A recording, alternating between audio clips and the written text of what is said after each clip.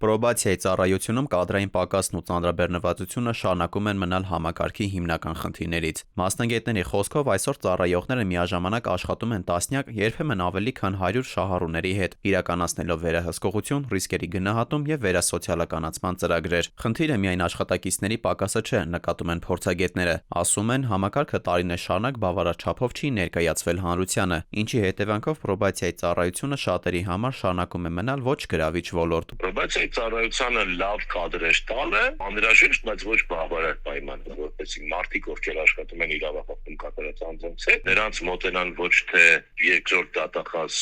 կամ փաստաբան կամ դատավոր, այլ մարդ, որը ավելի շատ ուսուցիչ է։ Արդարադատության նախարարությունը նախաձեռնել է նոր նախագիծ, նպատակ ունենալով սահմանել ծառայության պաշտոնների համար մասնագիտական պահանջների հստակ շրջանակ եւ դրանով նպաստել թափուր հաստիկների համալրմանը։ Նախագծի միջոցով նախատեսվում է ներգրավել բավարար փորձ եւ գիտելիքներ ունեցող կադրեր, ինչպես նաեւ լուծել կադրային խնդիրները։ Առաջարկվող փոփոխությամբ նախատեսվում է հնարավորություն ընձեռել ծառայության պաշտոններում նշանակել բարձրագույն կրթություն ունեցող անձանց, անկախ մասնագիտությունից, պահպանելով Հայաստանի օրենսդրությամբ սահմանված ընդհանուր պահանջները։ Այս մոտեցումը համահունչ է ժամանակակից հանրային ծառայության կառավարման սկզբունքներին, նպաստում է մրցակցության խթանմանը, ինչպես նաև առավել լայն շրջանակից մասնագետների ներգրավմանը։ Փաստաբանների կարծիքով համակարգում արդեն առկա են մասնագիտական որակի խնդիրներ, մինչդեռ ծառայության գործառույթները անմիջականորեն առնչվում են մարդու իրավունքներին եւ դատապարտյալների ճակատագրերին։ Նշում են, թե հաճախ ներկայ զեկույցները անգամ չեն համապատասխանում անհրաժեշտ չափանիշներին, ուստի մասնագիտական պահանջների թուլացումը կարող է խորացնել խնդիրները։